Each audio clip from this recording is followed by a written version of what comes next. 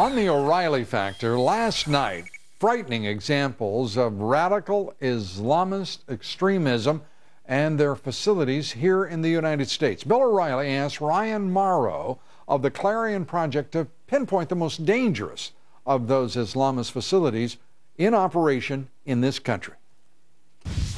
So you have many, many more than this, but we picked the top 5 that I think will be of interest.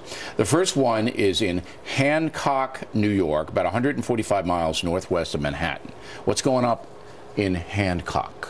There's actually a place there called Islamberg. They have a sign that says, "Welcome to Islamberg." It's about a 60, 70-acre large compound, and it's the headquarters for a group called Muslims of the Americas that follows a radical cleric in Pakistan. The videotape that's on the screen is something that was given to me by a law enforcement source showing them engaging in guerrilla warfare training at that Islamberg compound. Okay, so Islamberg, upstate New York. They have weapons. It's private property. Right. All right. They're training on the property. Can the authorities do anything about it? Beyond monitoring them, no, because they're not listed as a foreign terrorist organization. FBI documents that we've obtained do show that they consider them a threat, but because they don't have that designation, they're able to operate in the U.S. and we have a dozen. Do you know how many people are up at this compound? That specific one, no, but the estimates of the number of members that this group has across the country, they say they have 22 of these places across the country, is somewhere around 3,000. Training ground. Wow. Morrow went on to tell Bill about 4 other examples of radical Islamist extremists operating right here in this country, in the nation's capital, Falls Church, Virginia. 2 more in New York City.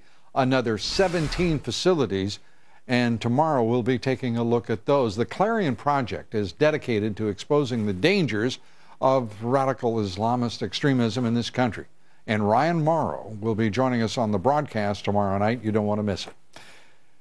The Obama administration ignoring al-Qaeda in Yemen's claims of responsibility for the Paris terrorist attack, instead choosing to release 5 Yemeni Guantanamo detainees, 4 of which were released in neighboring Oman. And joining me now to discuss what this president is doing and the threat from these radical Islamists, Fox News strategic analyst, Lieutenant Colonel Ralph Peters. Ralph, great to have you here. Hey, Lou. I watched Rudy Giuliani today. He's obviously so perplexed and so frustrated. He described this as the craziest thing this president has done in 6 years. What are your thoughts, and what in the world? Why would he? Can you discern his motivation? Well, no, past a certain point, Obama's actions make no sense whatsoever. Certainly not for a president of the United States. Lou, it's so stunning that right a week, less than a week really, after the Paris massacre, he released 5 more Gitmo detainees. And it's always the same old story. He gets General Dempsey to pop up and say, oh, it's really all right. And, it's not all right. It's not all right. These people want to kill us. We're seeing plots right and left. You saw another shootout in Belgium today foiling apparently a very large terrorist plot. And our president, at a time when we should be fighting with all our resources against Islamist terror in any shape, any form, anywhere, our president's priority is emptying Guantanamo.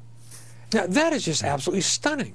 I want you, if you will, and the audience as well, to hear the president back in June of last year talking about his great pleasure at Yemen and how they were a committed partner with the United States in the war on terror, despite the fact that they have been producing most of the terrorists who have been hitting the West over the last 6 months. Here's the president from June 19, 2014. You look at a country like Yemen, a very impoverished country, and one that has its own sectarian or ethnic divisions. We do have a committed partner in President Hadi and his government, and we have been able to help to develop their capacities without putting large numbers of U.S. troops on the ground, at the same time as we've got enough CT or counterterrorism. Let's take it back now. Ralph, your reaction to the president. I mean, he talks like he's referring to Spain, to France, to Britain. Well, that's what happens when a president doesn't take his daily intelligence briefs. I mean, this guy has no curiosity about the world. But you know, one thing I think people miss is Obama does fit the classic hard left ideologue without ideas pattern. Now, Lou, you recall, not personally, but we know how in the 30s, in the 40s, in the 50s, while famines were being man-made in the Soviet Union, you finally moved into my decades there. Well, yeah. Well, you had the Gulag killing millions in the camps in Siberia, and the American and Western left insisted that Stalin was a good guy. Against all evidence, the Soviet Union was a utopia. Even after Nikita Khrushchev in the mid-50s revealed the truth about Stalinism, the American hard left and the Europeans like Jean-Paul Sartre still signed up for Stalinism, still insisted the Soviet Union was perfect. And Obama is the same kind of guy. And our American left now, instead of Stalinism and the Soviet Union, the new utopia appears to be Islam, and you dare not think anything wrong about it. You must not say anything wrong about it. You must cover up all its pogroms and massacres and camps, et cetera, et cetera. So in that sense, he's classic. And you must, at all costs, protect the Obama narrative that Al-Qaeda is on the run. And all of this, of course, is are pieces of a part that is a false narrative. Let's be fair. Al-Qaeda is on the run. The problem is they're running toward us, not away from us. I mean, you know, it used to be said of the Bourbon kings of the two Sicilies that they never learned anything and never forgot anything. That really encapsulates King Barack. He never learns anything. He refuses to learn. He refuses to pay attention to empirical, objective evidence. And, you know, it's just amazing. I would only quibble that he's obviously forgotten much. For example, much of American history. He never knew it. He never knew American history. Well, perhaps we've taken it out of our schools. You could give him an American history quiz that we give to 9th graders, and he'd flunk it. Colonel Ralph Peters, we thank you for being with us as always. And I'm still working on the Bourbon Kings.